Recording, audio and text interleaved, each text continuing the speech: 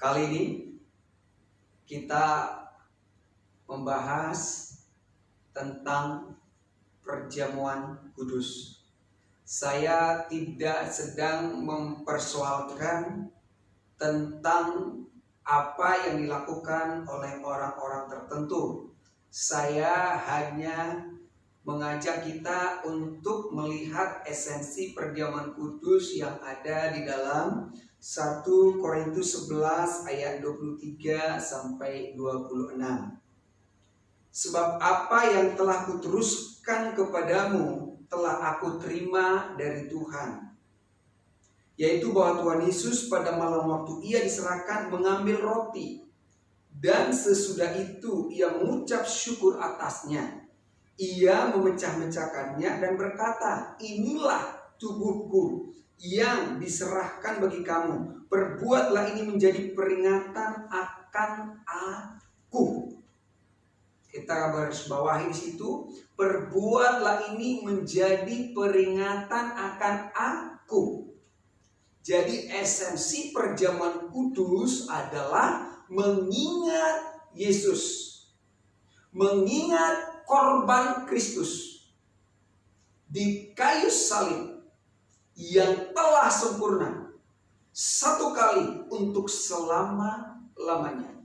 Jadi ini bukan mengingat saya, bukan mengingat masalah saya, bukan mengingat penyakit saya, bukan mengingat dosa saya, tapi mengingat kasih yang sangat besar, pengorbanan yang luar biasa. Demikian juga ia mengambil cawan sesudah makan lalu berkata, cawan ini adalah perjanjian baru yang dimeteraikan oleh darahku. Perbuatlah ini setiap kali kamu minumnya menjadi peringatan akan aku. Jadi menerima roti, tubuh Yesus, menerima anggur, cawan darah Yesus adalah peringatan akan Dia, mengingat akan Dia. Dan korban yang sempurna oleh penumpahan darah Kristus di kayu salib itu adalah awal dari New Covenant, perjanjian baru. Saudara dan saya sudah hidup di dalam perjanjian yang baru, perjanjian Bapa dengan Anak, perjanjian Bapa dengan Kristus, bahwa murka Tuhan sudah ditumpahkan satu kali di kayu salib, sehingga saudara tidak dihukum lagi. Hanya orang yang tidak percaya kepada korban Kristus yang berada di bawah penghukuman. Tapi kita yang sudah di dalam Kristus sudah bebas dari penghukuman. Jadi perjamuan kudus adalah untuk mengingat korban Kristus. Perjanjian yang baru telah dimulai. Saudara tidak hidup lagi di bawah perjanjian yang lama, di bawah perjanjian dengan Musa, di bawah hukum Taurat, tapi saudara sudah hidup di bawah kasih karunia Tuhan yang mengasihi kita. Sebab setiap kali kau makan roti ini dan minum cawan ini, kamu memberitakan kematian Tuhan sampai Ia datang. Jadi perjamuan kudus itu adalah tentang kematian Kristus. Kematian satu kali juga untuk selama-lamanya, untuk saudara dan untuk saya.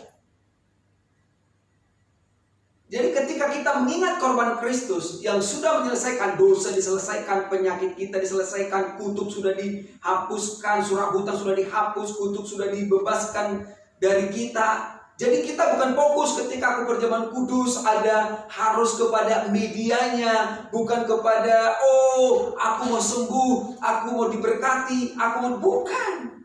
Tapi fokusnya kepada Kristus. Kalau kita fokus kepada Kristus, otomatis yang namanya kesembuhan, yang namanya berkat, yang namanya sukacita, damai sejahtera, itu semua ada di dalam Dia dan berasal dari Dia. Dia yang kita ingat, Dia yang tinggal di dalam kita, maka Dia mengerjakan itu semua bagi kita.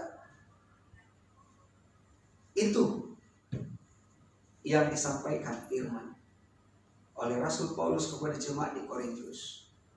Mengingat akan korban Kristus, lewat tubuhnya, lewat darahnya, ada satu perjanjian baru, New Covenant, dalam kehidupan saudara dan saya. Dan kapanpun kita akan selalu memberitakan kabar baik ini, Injil keselamatan ini, Injil Kristus dimanapun kita berada, sampai pada kedatangannya, sampai pada kesudahannya, sampai dia datang kembali. Ingat pengorbanan Kristus. Beritakanlah Injil, beritakan kabar baik. Bukan penghukuman, bukan kabar yang menakut-nakuti orang, bukan kabar-kabar yang menghakimi orang, bukan yang mengintimidasi orang, tapi kabar baik yang membuat orang terbangun, membuat orang sejahtera, membuat orang sadar kalau dia dikasih oleh Tuhan. Dan kasih itulah yang membawa orang-orang untuk boleh mengenal Tuhan, bertobat dan berbalik dari kehidupannya dan menjadi milik Kristus. Kamu dikasihi